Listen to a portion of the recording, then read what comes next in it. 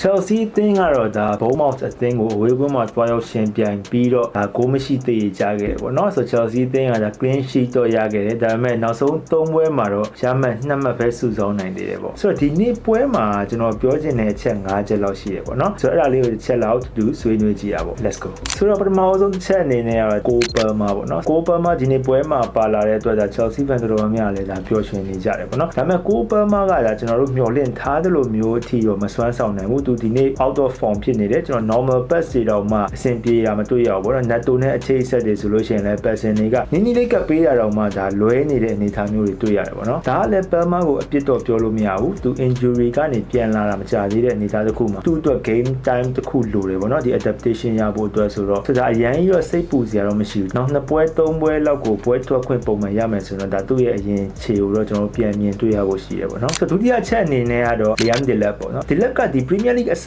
ပွဲတွေမှာ injury ရရှိပြီးတော့သူကာလရှည်နားရတယ်ပေါ့နော်နားပြီးသူပြန်ပါလာလည်းမကြသေးဘူးခြေစွမ်းကတော့ဒါအားရစရာမရှိဘူးသူအရင် impact မဖြစ်ဘူးသူ့ရဲ့ကန်ချက်တွေကဒါဂိုးပေါက်နဲ့တော့မတည့်ဘူးဒါအရှိမဆိုလဲဒါ foul တွေပဲများနေတယ်ပေါ့နော်ဒီနေ့လည်းသူကန်ဆိုးပြီးတော့ဒါသူပခုံးစစ်လွဲသွားတဲ့ပုံစံအနေအထားမျိုးရှိတယ်ဆိုတော့ကျွန်တော်အထင်နောက်ထပ်1လ2လလောက်တော့သူထပ်နားမယ်အနေအထားတစ်ခုမှရှိရပေါ့ဆိုတော့ Enzo Maresca အနေနဲ့ဒီတိုက်စစ်ပြဿနာကိုဘယ်လိုဖြေရှင်းမလဲဆိုတာတော့ကျွန်တော်တို့ဆက်လက်ဆောင်ကြည့်အောင်မယ်ကြာပေါ့နော် January မှာ Bolt ကသူ့ကိုကစားသမားအသစ်ခေါ်ပေးမလားဆိုရှိတဲ့ဒီ McGree နဲ့ဒီ Joao Pedro Neto ကို false 9ပုံစံမျိုးနဲ့ပဲ Enzo Maresca အနေနဲ့ဆက်လက်ရုန်းကန်သွားမလားဆိုတာတော့ကျွန်တော်ဆက်လက်ဆောင်ကြည့်ကြတာပေါ့နံပါတ်3ချက်အနေနဲ့ကတော့ဒါ Caicedo ပေါ့ဆိုတော့ Caicedo ကဒီနေ့ပွဲမှာတော့မပါဘူးဒါသူမပါလို့လဲဒါအသင်းကဒီလောက်ထိအောင် form ကအောက်သွားလို့ကျွန်တော်တို့ထင်တယ်ပေါ့နော်ဆိုတော့ကျွန်တော်အရင်တော့ Palma FC လို့ခေါ်တဲ့နေတာတစ်ခုကနေအခုတော့ကျွန်တော် Caicedo FC လို့တော့ပြောရမလို့ဖြစ်နေတယ်ပေါ့ဘာလို့လဲဆိုတော့ကွင်းလေကဒါ defensive midfield မှာ Caicedo ပါလို့ရှိရင်သူနဲ့ Gusto တွဲမလား James တွဲမလား Enzo တွဲမလား Andre Santos တွဲမလားပေါ့ဘယ်သူတွဲသူနဲ့ partnership လုပ်လိုက်တဲ့ defensive midfield က performance အရန်ထွက်ပြီးတော့ဒါအားငြိမ်နေရသေးလားဆိုတော့အခုသူမပါတဲ့အနေအထားတစ်ခုမျိုးမှာဆို Enzo Fernandez ကိုဒါ Andre Santos နဲ့ defensive midfield မှာတွဲရတယ်ဒါအရန်အဆင်မပြေဘူးဆို Reece James ကို Enzo Fernandez နဲ့တွဲရတယ်အရန်အဆင်မပြေဘူးပေါ့ကျွန်တော် Enzo Fernandez က normally သူကဒီ number 8ပုံစံမျိုးဆော့ရလူဆိုတော့ဒီ defensive အထိုင်ဆော့လို့ရှိရင်သူပုံမှန်ရနေတဲ့ခြေစွမ်းတော်မှာပျောက်သွားတဲ့အနေအထားကိုကျွန်တော်အရင်တော့လည်းတွေ့ဘူးပြီးသွားပြီပေါ့နော်ဆိုတော့အခုကကြတော့ဒါမတက်တာလို့သူဒီညာပြန်ထားတုံးတယ်ခြေစွမ်းကလည်းဒါဒီနေ့ပွဲမှာဆိုလို့ရှိရင်လည်း Reece James ကဒါ Enzo Fernandez ကဒါပုံမှန်ခြေစွမ်းအောက်ကိုရောက်နေတာကိုတွေ့ရတယ်ပေါ့နော်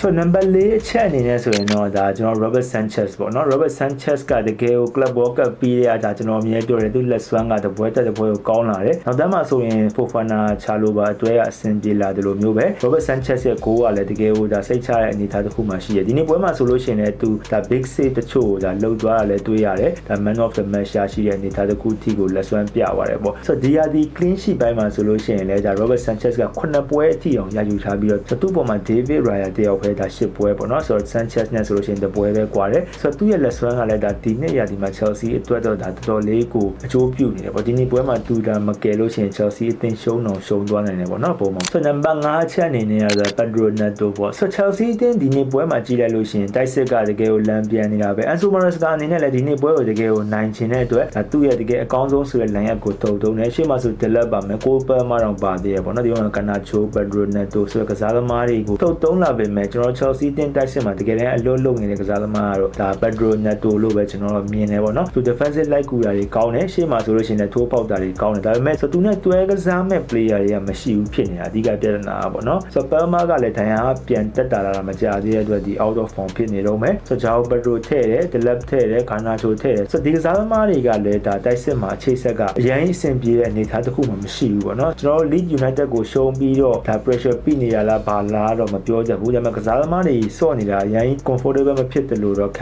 စားရတယ်ပေါ့နော်ဆိုတော့ဒါ Enzo Maresca တယောက်အနေနဲ့ဘယ်လိုဖြေရှင်းမလဲကျွန်တော်ဂျာယက်မှာ Atlantis နဲ့ Champions League အဝေးကွင်းတွားကန်ဖို့ရှိတယ်ဆိုတော့ဒီပွဲကလည်းလွယ်ကူမှာတော့မဟုတ်ဘူးကျွန်တော် Champions League မှာကျွန်တော်1-8ဝင်ဖို့ Chelsea တင်ရလည်းအများကြီးစူးစမ်းအောင်မယ်ကျွန်တော်ဒီပွဲကိုနိုင်မှဒါအနေအထားတစ်ခုမှာရက်တီနိုင်မယ်ပေါ့နော်ဒီ Champions League ဇာတ်မှာလည်းဆိုတော့ဒီပွဲကလည်းရမ်းရေးကြည့်တယ်ကျွန်တော်ဒါပြီးသွားလို့ရှိရင်လည်းကျွန်တော် Everton အသင်းနဲ့ဒါကျွန်တော်တို့ကန်ဖို့ရှိသေးတယ်ဆိုတော့ Chelsea အသင်းအတွက်ကဒါတကယ်ကိုအသင်းငယ်အသင်းလက်ပုံစံမျိုးတွေနဲ့ကန်နေရတာဆိုတကယ်ကိုစိန်ခေါ်မှုပဲဘာလို့လဲဆိုတော့တို့ Chelsea အသင်းကဒီအသင်းကြီးတွေနဲ့ဆိုရင်တော့တအား inside outside ကန်တယ်ဒီလိုမျိုးအသင်းလက်လို့အသင်းငယ်လို့အသင်းမျိုးတွေနဲ့ဆိုလို့ရှိရင်ကစားတာရောတိရော်ရနေတအားကိုပြင်းဖို့ကောင်းပြီးတော့နည်းနည်းတရေမဟုတ်ရင်အရှုံးမဲ့ရနေတာဆိုတော့ဒီဇင်ဘာပွဲချက်ကာလကတော့ဒါ Chelsea အသင်းအတွက်ကိုတော့တကယ်ကိုစိတ်ပူမိတယ်ပေါ့နော်ဆိုတော့ Chelsea အသင်းအနေနဲ့ဒီပွဲတွေမှာအမှတ်ဘယ်လောက်ဆူသွားနိုင်မလဲ Enzo Maresca အနေနဲ့ရော player rotation တွေကိုသူဘယ်လောက်ထိလုပ်မလဲပေါ့နော်သူစီမှာလည်းဒါ limitation တခုတော့ရှိရပေါ့နော်ဆိုတော့ကစားသမားတွေကိုသူအများကြီးပြောင်းလို့တော့အဆင်မပြေဘူးကျွန်တော်တို့ရဲ့အရန်ကစားသမားတွေရဲ့ဒီ level ကဒီ first line up တွေနဲ့ရှင်လို့ရှိရင်အရန်ကြီးအဆင်ပြေမနေဘူးပေါ့နော်ဆိုတော့အဲ့လိုမျိုးအရန်ကြီး mix လုပ်လိုက်လို့ရှိရင်ကြောက်လဲတင်းဖောင်အောက်သွားပြီးတော့ကျွန်တော်တို့က